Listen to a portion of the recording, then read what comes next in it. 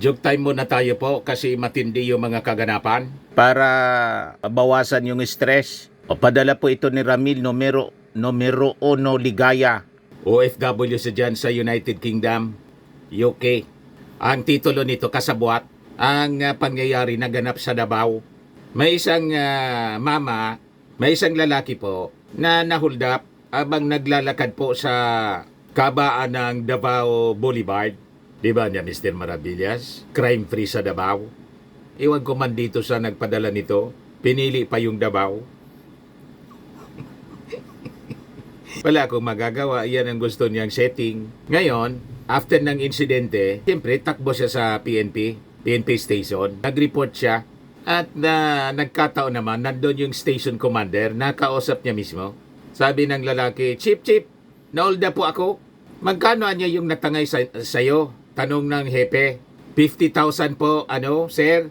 Sabi ng biktima, sabi ng chief of police, oh, ganon.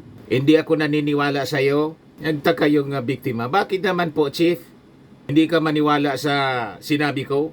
Sabi ng chief of police, 20,000 lang anya yung binigay sa akin.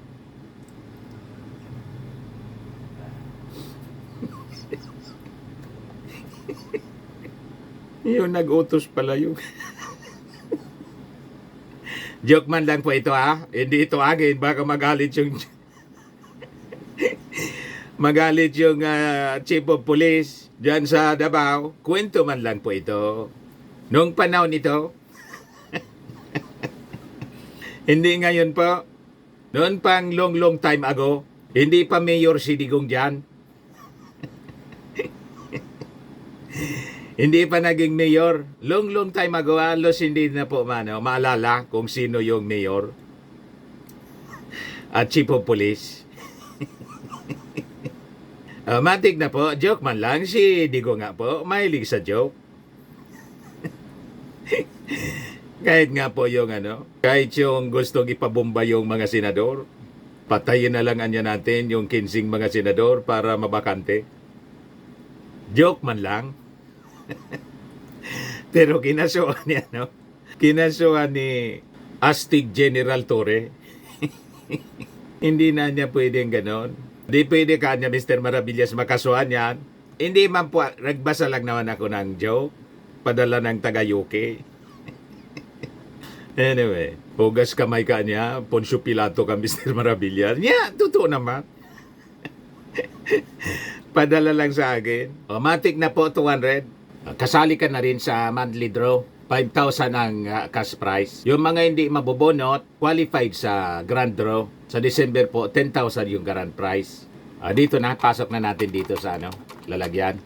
Balik na tayo dito sa ating seryosong kwento. Alam na siguro ninyo kasi most of you nanood. Ako lang yung hindi siguro kasi nantok na ako kakaintay kagabi sa live streaming ng International Criminal Court, ICC. Ngayon na lang po ako nanood at binasa natin yung mga kwento sa mga national dailies. Hindi lang dito, pati sa ibang bansa. Celebrated case talaga po ito, mga kababayan, nang nangyari kay Digong. Ngayon, ang problema, mga kababayan, tiningnan natin yung mga kwento ngayon. Ako tingin ko po, lalong nadiin po si Digong. Bakit naman niya, Mr. Maravillas? Hindi ko maintindihan kung si Executive Secretary, former Executive Secretary, Salvador Medialdea po, pinag-aralang mabuti yung kanyang mga utterances, mga defense, yung kanyang mga sasabihin. Kasi ito tingin lang po natin, iwan ko po sa inyo, pero tingin ko, pinahamak lalo ni Medialdea si Digong. Bakit po? Direktang inakusa po ni Medialdea yung ICC na kinidnap si Digong. Although ang minimin niya yung gobyerno, yung ating yung pamahalaan ng Pilipinas, kasi sa galit nila kay PBBM, hinayaan na pumasok yung ICC through Interpol. Sabi nga po, paliwanag ng ating Pangulo, we are obligated. O ngayon, sa galit nila sa ating Pangulong Bongbong, na sa tingin nila pinopolitika si Digong, pinahamak nila yung kanilang kliyente. Si Digong mismo yung pinahamak. Bakit po? Ang dating po, ang inaakusa mismo ni Atty. Medialdea, yung ICC ng kidnapping. yung ICC mismo na humahawak ng trial sa kliyente mo, ako sa mong pinakidnap.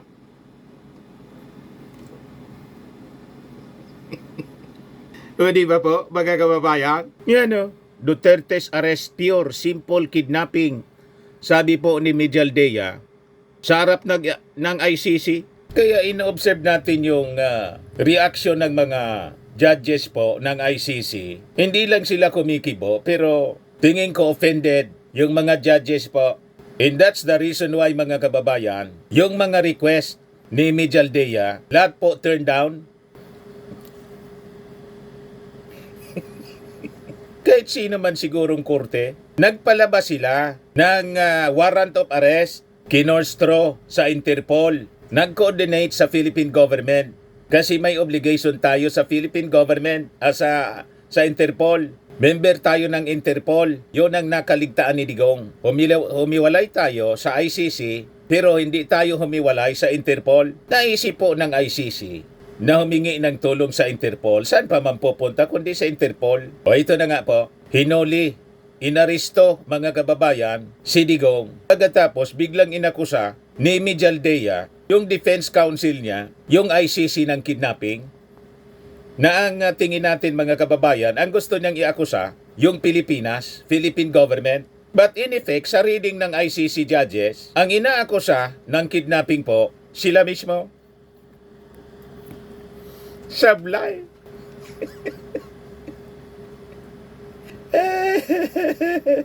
Hindi pinag-aralan, mga kababayan. Yan kasi po, ang bunga ng masyadong arugante kasi po. Isabi ko sa inyo, many times, walang pupuntang mabuti ang arrogance, ang kayabangan, and arrogance. Walang pupuntang mabuti po. Kahit gaanong galing ng argumento mo, pag-arugante ka sa iyong mga pananalita, malamang sa malamang, may paglalagyan ka talaga. So asa pa kayo, mga DDS, na magiging favorable in the future ang magiging desisyon ng ICC kay Digong. Lalo pa, mga kababayan, pag ni-research, present yung mga ebidensya, pati yung mga utterances ni Digong po, na ang sabi niya, sipain ko nga anya yan na mga taga-ICC. Nang tiningnan natin yung replay ng proceedings po, naging maamong tupa po si Digong. Hindi ko maintindihan kung nanghihina siya o nagdrama. Di ba? Ngayon ito sabi ni Medialdea, nireject po yung mga plea. Yan o, sabi diyan, given the precipitous arrival of my client in an elderly man with debilitating medical issues, hard of hearing and poor sight, he was taken to a hospital for observation. Only this morning have I met him for the first time. With less than an hour to discuss legal issues, I have not been able to present him with a hard copy of the arrest warrant because we were not supplied with such, sabi po ni Medialdea, defense counsel ni Digong. Sabi po ng presiding judge, si Judge Julia Moto, na with regard niya to the health issues of Mr. Duterte, I believe that the court has taken specific measures with regard to his health situation. And I note that subsequent to his arrest and when he arrived at the detention center, the court's doctor was of the opinion that you were fully mentally aware and fit, that you have undergone further checks and tests at the detention facility. Hindi lumusot po yung alibay at drama ni Digong sa harap ng kamera. Kasi online siya, hindi man siya inarap doon kasi matanda na. Hindi na nga pinatayo. So naintindihan nyo ng mga judges ng ICC. Pero mentally fit and healthy niya. You see? O ito yung manifestation, mga kababayan, ni Medialdea. Pakinggan po ninyo. Before it ends, may we be allowed to present a manifestation on the circumstances behind the delivery of Mr. Duterte in this chamber.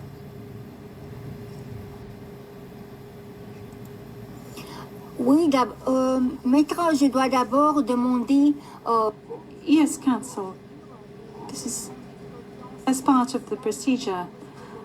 And as we've said since the very outset, I need to ask Mr. Duterte himself to make observations as to the condition of his surrender to the court and the conditions of his detention at the detention facility of the court since his arrival.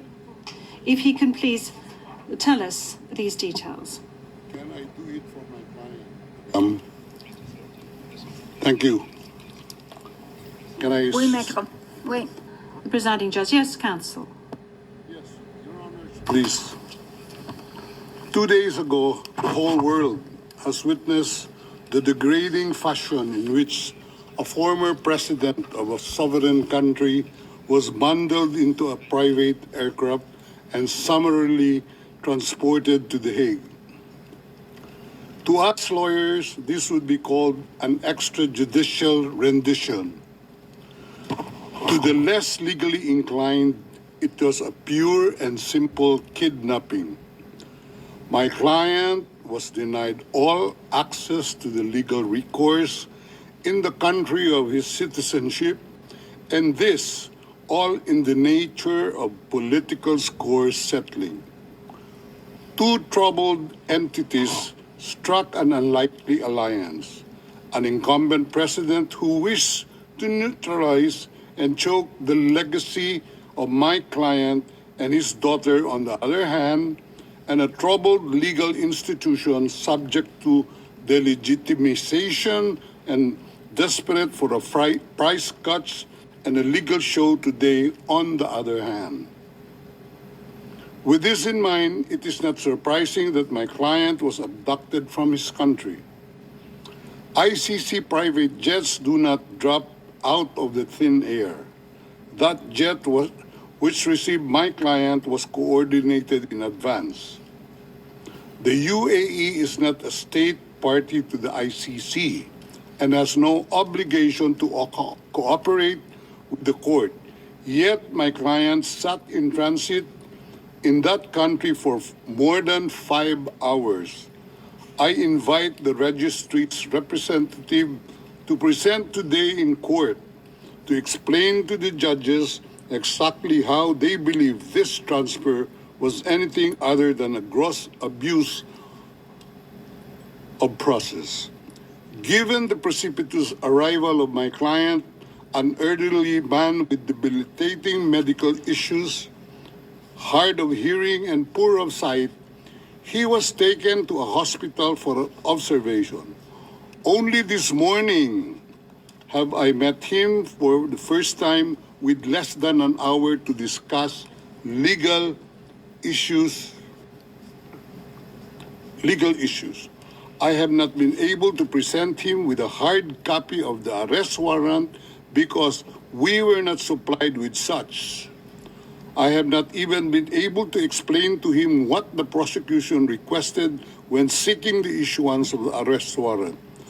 This is because the chamber only established a redacted version of the prosecution request last night. Other than to identify himself, my client is not able to contribute anything to this hearing. Most importantly, he is not able even to tell you that he has been informed of the charges as contained in the arrest warrant for a reason more pertinent to which I alluded in my written request to this honorable pretrial chamber this morning, and which is confidential in nature. Accordingly, I repeat my respectful request, which was rejected this morning, to postpone the substantive aspect of this hearing to the next week, when I will have the opportunity to sit with my client and to explain to him what a confirmation hearing is and what the disclosure is and how the prosecution alleges that he committed crimes. I thank the court for its attention and regret to say that I do not have instructions to continue my submission any further today. Thank you.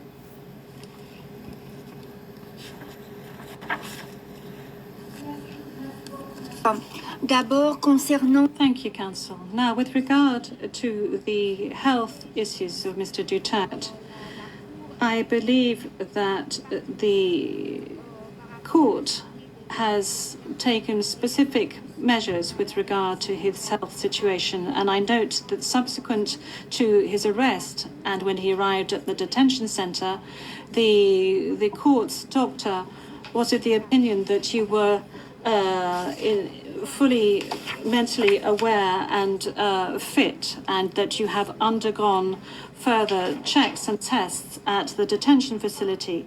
And when you broached health matters, that's saying that you were not able to come to the hearing, the doctors who consulted with you were of the opinion that Mr. Duterte was not in a position to come to the hearing physically, but that if he gave a written permission, he would be able to take part via video link. Now, that is with regard to the health matters that you just mentioned. They are very important, especially concerning the matter of age.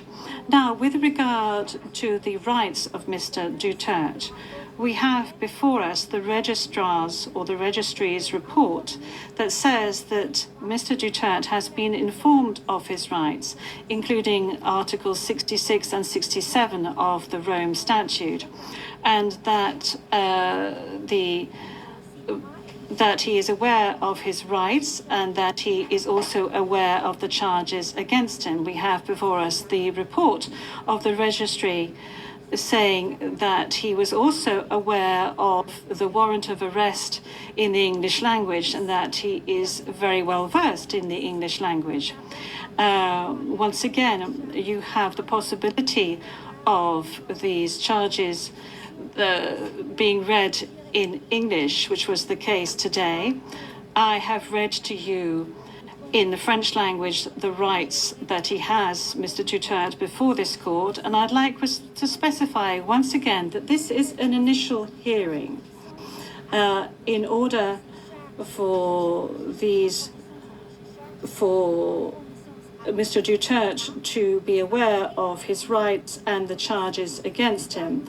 And then there will be a full procedure that will unfurl leading up to the confirmation of charges that will enable Mr. Duterte to raise all the matters that you have just raised with regard to the warrant of arrest, with regard to the crimes committed, with regards to the charges, and any other matters associated with his arrest, and the matters of jurisdiction of the court. You have the opportunity to do this throughout these proceedings leading up to the actual confirmation of charges hearing. Now, Counsel, with regard to your request for another hearing to be held next week, well, your initial request, that was, this was not accepted by the court. Now, you have seen the two decisions of the court that have been disclosed to you, and you are aware of the fact that these two decisions were refused. And this is by dint of the fact that this first initial appearance hearing does not need much preparation, as I have said to you on a number of occasions. I am now going to move on to the third stage, which is to set the date for the confirmation of charges hearing. After assessing all factors, including the need for the parties and participants to adequately prepare, as well as Mr. Duterte's rights, including his right to be tried within a reasonable time, the date for the commencement of the confirmation of charges hearing is September the 23rd, 2025. I would add that in accordance with Rule 1217 of the Rules of Procedure and Evidence, this date may be postponed by the Chamber depending on the progress of the proceedings, either on its own motion or at the request of the prosecutor or the defence. Before concluding this hearing, I would like to inform the parties of the next procedural steps. First, I would like to recall that in accordance with Rule 1212B of the Rules of Procedure and Evidence, the Chamber holds status conferences to ensure a small exchange of information under satisfactory conditions.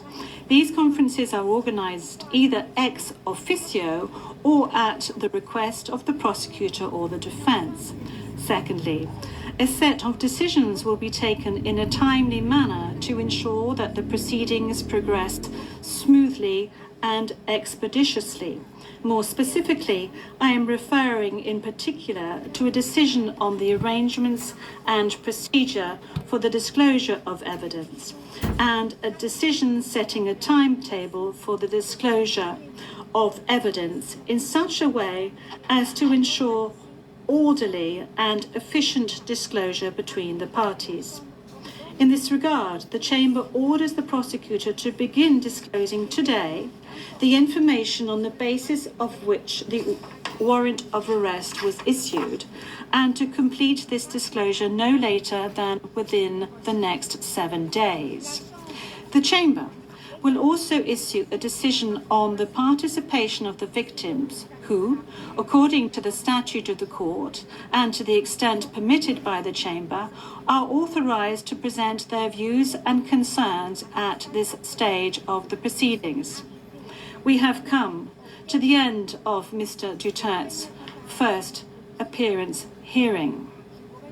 I would like to thank all the participants in this hearing, the interpreters and the stenographers. This concludes today's hearing.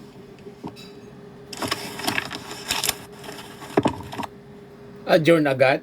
27 minutes, mga kababayan, yung duration. In effect, inignore, mga kababayan, ni presiding judge Julia Motok yung aligasyon ni Attorney Medialdea na kinidnap, state kidnapping ang ginawa laban sa kanyang kliyente na si Digong. Sabi ni presiding judge Motok, may inisyuan niyang warrant of arrest. Malinawan niya at nakasulat niya sa English na naintindihan niya na may warrant of arrest. Madaling sabi, hindi pinansin ang sinabi ni Medialdea na kinidnap. This is a pure and simple kidnapping, which is a direct attack, mga kababayan, to the integrity ng ICC. Ang ibig sabihin, nakipagsabuatan yung ICC sa Interpol at saka sa gobyerno ng Pilipinas para kidnapin si Digong, which is a very serious utterances, accusation against the ICC. Tingin ninyo, di ba malinaw na lalong diniin ni Medialdea yung kanyang kliyenteng si Digong? Yan kasi hindi po pinag-iisipan ang mga pananalita. Sabi nga natin, mga kababayan, words uttered with kindness convince better than good argument uttered with arrogant petulance. Pag arrogante ka, nasa harap ka na ng korte. Pagkatapos yung mismong korte, inaakusa mo kidnapping. Na malinaw, yung inaakusa mo na korte, sila yung nagpalabas ng warrant of arrest. Paano maging kidnapping? Nag-iisip ba kayo? So malabo po, doon pa lang bagsak na. Kaya po, i-recheck. Pati yung treason. Sabi ni Moto, sinikan yan yung mga doktor namin. Maayos. Ibig sabihin, hindi po, hindi umobra yung drama ni Digong. Una yung nagpa-picture siyang naka-oxygen, pero yung tube, di man nakakabit pala, sabi ni John B. Crimolia, DILG Secretary, di man nakakabit sa tangke. Tapos, nang isakay sa eroplano, naka-D4 siya. Tapos, nang umarap si Digong, mga kababayan, dito sa hearing, pre-trial hearing, mga kababayan, maamo siya at parang may sakit. Ayan po, yung tinatanong siya ng kanyang identity. Said, I would like firstly to confirm your identity. Could you provide us with your full names, please? Young Rodrigo Roa Duterte. Naging maamo po. First middle name is Roa. His surname is Duterte.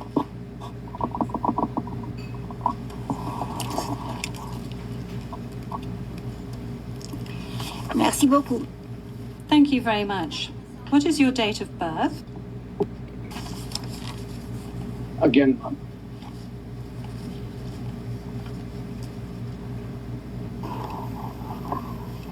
Can we request that the question be repeated? I don't think he heard it. Thank you. Repetition from the English booth. What is your date of birth? Yes, thank you very much, Counsel. I was asking quite simply of Mr. Duterte what his full names were, and then I subsequently asked him what his date of birth was and what his place of birth is.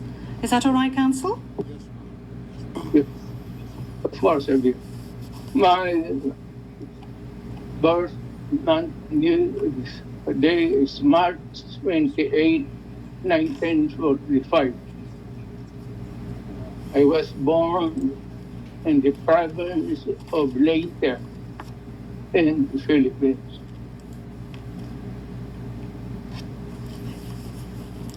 Merci beaucoup.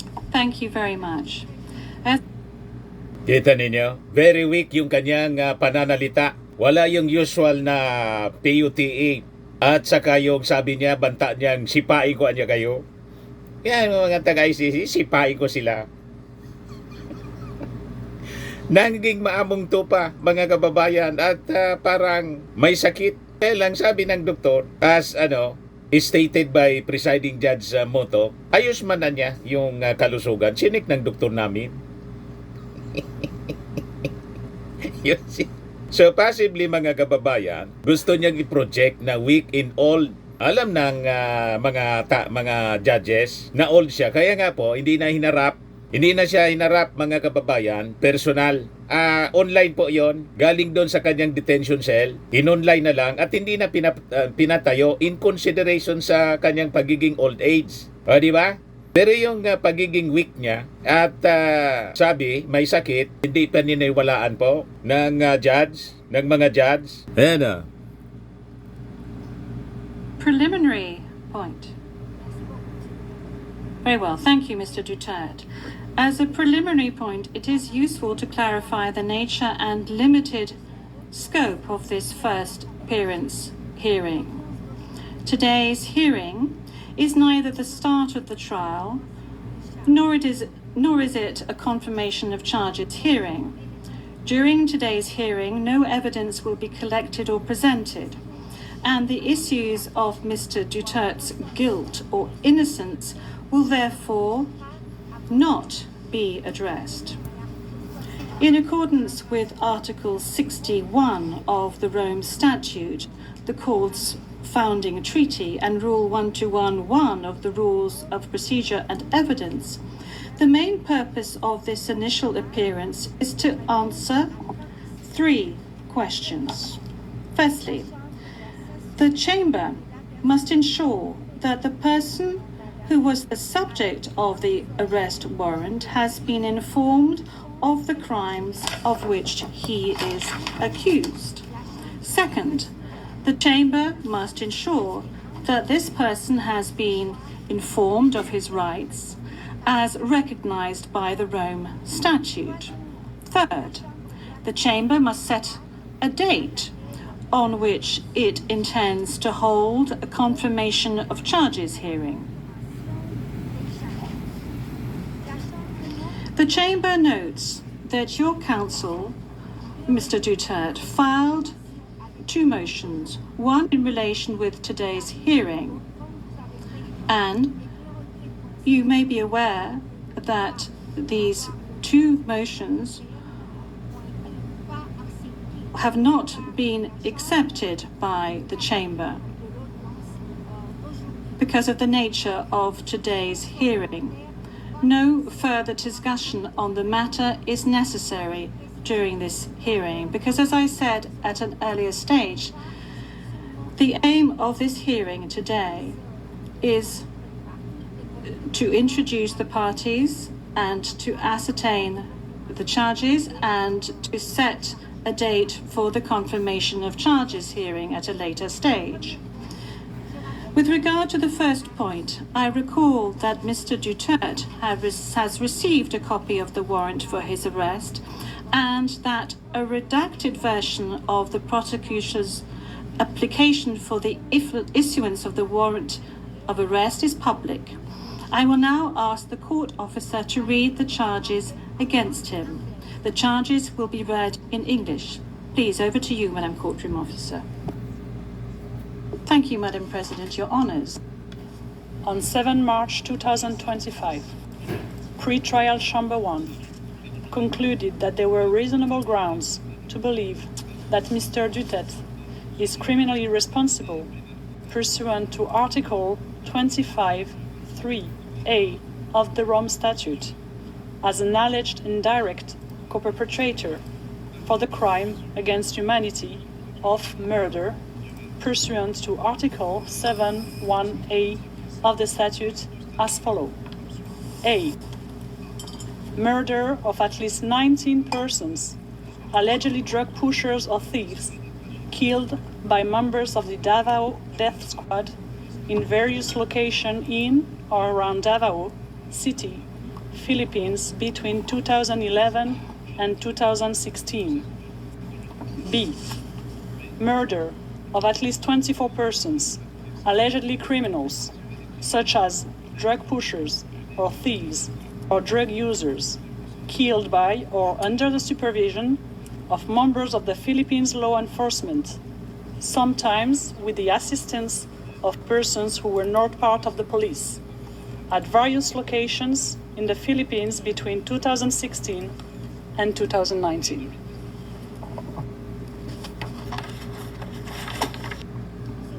Mr. Duterte, I'm not going to ask you to stand up because I know your condition, so I'm going to allow you to remain seated.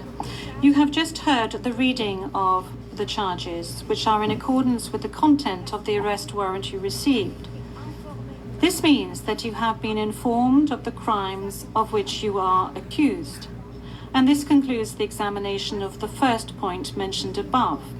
I will now turn to the second point, which concerns your rights as a suspect before this court. I will summarize some of these rights, which are of particular importance at this stage of the proceedings. Those rights are as follows. You can benefit from the assistance free of charge of a competent interpreter and benefit from the necessary translations to meet the requirements of fairness. You have the right to have the time and facilities necessary to prepare your defense and to communicate freely and confidentially with the counsel of your choice. You have the right to remain silent, and you cannot be forced to testify against yourself or to confess guilt. You can also make statements in your defense without taking an oath. In addition to any other disclosure provided for in the statute, the prosecutor must disclose to you, as soon as practicable, evidence in his possession or at his disposal that shows or tends to show your innocence or to mitigate your guilt, or that could undermine the credibility of the evidence against you. At the confirmation of charges hearing, you can contest the charges, challenge the evidence presented by the prosecutor, and present evidence. There will be no trial if the charges are not confirmed or if the proceedings against you are completed. You have the possibility to make an application for interim release pending trial. And finally, Mr. Duterte, you have the right to be informed as soon as possible and in detail of the nature, cause, and content of the charges in the language that you fully understand and speak. Counsel, have you understood? Listening, ma'am. So, tuwang-tuwa yung mga DDS kasi may right for interim release. Sabi ng mga legal experts po, malabuan niya yun ang pagbigyan ng ICC. Lalo't maraming mga pagbabanta. Nagpalabas naman po ng statement si Digong na possibly baka mabasa o hindi mabasa directly ng mga judges, mga kababayan, siyempre, yung mga victims po, the family and the lawyers, baka i-furnish yung mga judges ng mga pagbabanta ni Digong. Yan o.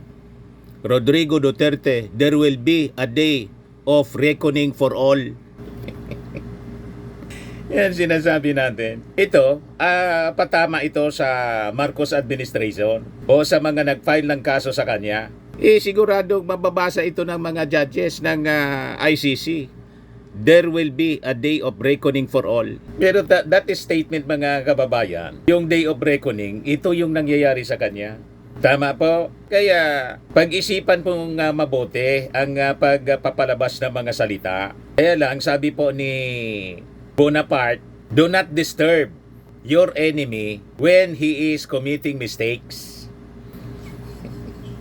Kaya alangan man bigyan ng advice ng mga taga-gobyerno ng Marcos administration, bigyan ng advice si Digong, pero ang sabi, tutulungan sa pamamagitan po ng embassy for a fair trial. Kita ninyo ang pagiging compassionate pa rin ng ating Pangulong Bongbong Marcos. Kahit araw-araw tinatawag ng iwi, bangag, diktador ng kanyang mga supporters ni Digong at mismong si Digong nang hindi pa siya nahuhuli na aresto na ang term, mga kababayan, ni Medialdea, kinidnap, lalong napasama kasi lumalabas, inaakusa niya yung ICC ng kidnapping. O, di ba pa?